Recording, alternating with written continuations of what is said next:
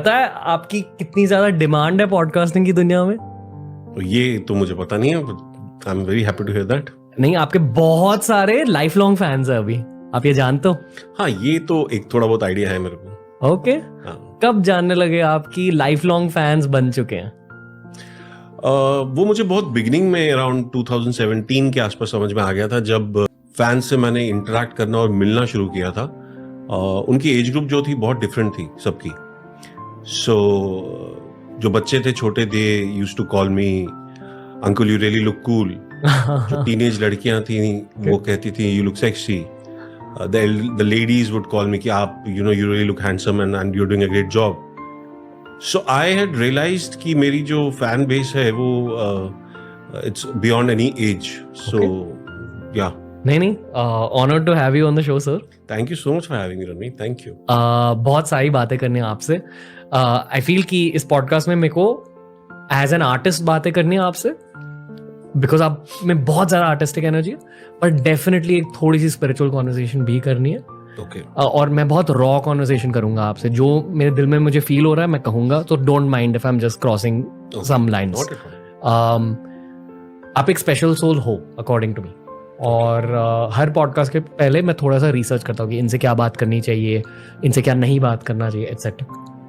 हर किसी ने कहा कि he is probably a special soul क्योंकि he was selected to play Mahadev. आप खुद ये मानते हो?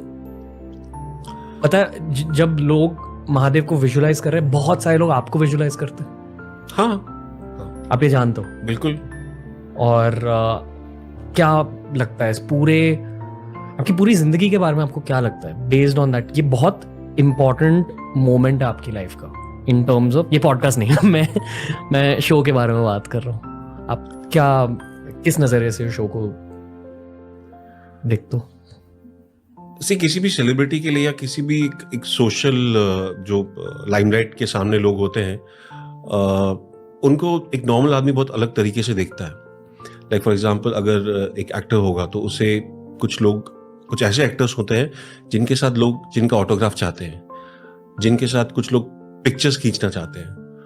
कुछ ऐसे एक्टर्स होते हैं, स्पेशल एक्टर्स होते हैं जिनसे आप सिर्फ मिलना चाहते हो और हैंडशेक करना चाहते हो। सो आई फील मैं उस कैटेगरी ऑफ पीपल में आता हूं, और वो कैटेगरी स्पेशल इसलिए होती है बिकॉज हर किसी का उस इंसान के साथ एक डिफरेंट लेवल पे एक कनेक्शन होता है which can not be explained in words. So वो सिर्फ मिलके खुश हो जाते हैं। एंड एज फार एज जो ये शो की बात है, so I think I was blessed, he chose me. मुझे आज भी याद है, बहुत सालों पहले एक एल्डरली लेडी मुझसे मिलने आई थी और उन्होंने मेरे पाँव छूने लगी। तो मैंने कहा, अरे माता जी, आप ये क्या कर रही हैं? प्लीज आप ऐसा मत कीजिए, आप तो मेरी दादी की उम्र की है। तो उन्होंने मुझसे बड़ी प्यारी बात कही। उन्होंने कहा कि तुम्हें कोई हक नहीं मुझे रोकने का, क्योंकि तुम ये मत समझो कि मैं तुम्हारे पाँव पड़ रही हूं।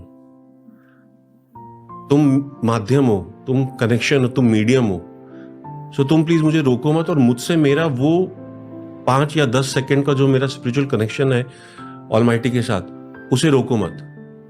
सो आई थिंक वो एक स्पेशल पॉइंट था मेरी लाइफ में जब मैंने गिव इन कर दिया। मैं पूरी तरह से सहमत हूँ माता जी के साथ। पर बताइए। सो वहां मैंने गिव इन करना शुरू कर दिया था कि okay, I am just a medium and मेरे को कोई हक नहीं है कि मैं लोगों से ये छीन सकूं या उनसे दूर रहूं। आप बचपन में शिव जी के मंदिर जाते थे? So I am from Kashmir, I am born and brought up in Kashmir. हम लोग, मैं कश्मीरी ब्राह्मण हूँ, हम शैविज्म हमारे में बहुत माना जाता है। और अमरनाथ की वजह से हर बच्चा जो होता है लॉर्ड शिवा से कनेक्टेड होता है जब आप छोटे होते हो। सो मैंने बचपन में ही मेरे फादर के साथ, बहुत छोटा था मैं जब उनके साथ मैंने टेम्पल जाना शुरू कर दिया था। कश्मीर में एक शंकराचार्य नाम का एक बड़ा फेमस टेम्पल है। सो बचपन से एक अलग कनेक्शन रहा है लॉर्ड शिवा के साथ, और वो मेरा पर्सनल कनेक्शन मेरे फादर की वजह से रहा है, बिकॉज वो एक फर्म बिलीवर थे लॉर्ड शिवा के। पर बचपन में कभी आपको लगा था, बिकॉज आई एम श्योर आपने ये सोचा होगा कि एक दिन मैं शायद एक्टर बनूंगा, कभी ऐसा सोचा था कि एक दिन मैं शिव जी का कैरेक्टर प्ले करूंगा स्क्रीन पे? कभी सोचा नहीं था? ये तो कभी सोचा नहीं था। ओके। बचपन में आपकी पर्सनल रिलेशनशिप क्या थी उनके साथ? I'm sorry I'm highlighting this phase that much, पर ये मेरे genuine सवाल है. अगर मैं आपको एक पार्टी में भी मिलता मैं यही पूछता आपसे. So see, मैं तो बिकॉज कश्मीर में मेरी पैदाइश हुई है, तो जैसे मैंने बताया कि पिताजी की वजह से हम टेम्पल जाया करते थे, हम उनकी वजह से हम लॉर्ड शिवा से कनेक्टेड थे. ऑब्वियसली मैं छोटा था, सो इतना कोई स्पिरिचुअल डीप कनेक्शन नहीं था, अंडरस्टैंडिंग नहीं थी. बट यस, क्योंकि हम कश्मीरी ब्राह्मण्स में शिवरात्रि बहुत बहुत बड़ा त्यौहार होता है ईयरली बेसिस पे, जिसे हम कश्मीरी में हेरत कहते हैं.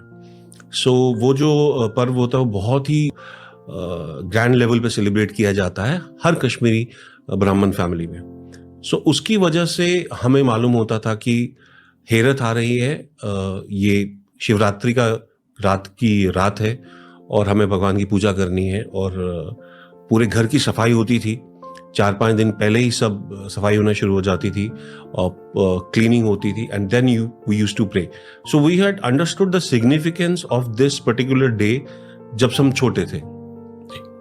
ओके, मैं इतने ज्यादा सवाल आपसे इसलिए पूछना चाहता हूँ क्योंकि आपका नाम हमारे पॉडकास्ट गेस्ट लिस्ट पर बहुत टाइम से रहा है. Probably you are one of the first names, पहले 4 साल पहले.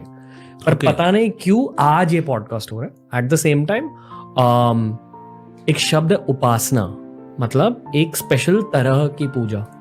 और पिछले 6 महीनों से मैं शिव जी की उपासना कर रहा हूँ. एक स्लाइड जो आप शायद when you were walking and I was just doing it, मैं वहां बैठा था. कुछ you're lighting some. So मैं शिव जी की उपासना बहुत ज्यादा कर रहा हूँ. एंड आई पर्सनली फील कि उस वजह से आपका ये पॉडकास्ट आज पॉसिबल हुआ है.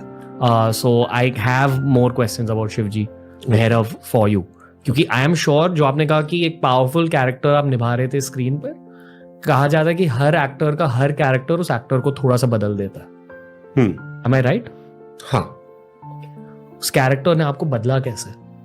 उस कैरेक्टर की कुछ लर्निंग्स थी जो मेरे लिए बहुत आने वाले टाइम में मुझे बहुत फायदा हुआ उन लर्निंग से. एक उसमें लर्निंग थी, ना सम्मान का मोह ना अपमान का भय. I don't demand respect and I am not embarrassed if you shame me. मुझे I am gonna be neutral. Nothing, कुछ भी बाहर का शुड नॉट अफेक्ट यू.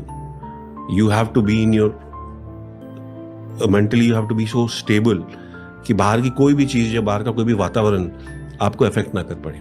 वो एंड लाइफ को देखने का पर्सपेक्टिव कि हमारा इस धरती पे पर्पस क्या है, लॉन्गर जर्नी में व्हाट इज द पर्पस. कभी कभी कुछ लोग होते हैं जो इस पर्पस से भटक जाते हैं. हर कोई उस पर्पस से वापस आ जाता है, बट उस पर्पस को जानना बहुत जरूरी होता है. ओके, आपका पर्पस क्या है? आई गेस वो पर्पस जो होता है वो हर सालों में चेंज होता रहता है.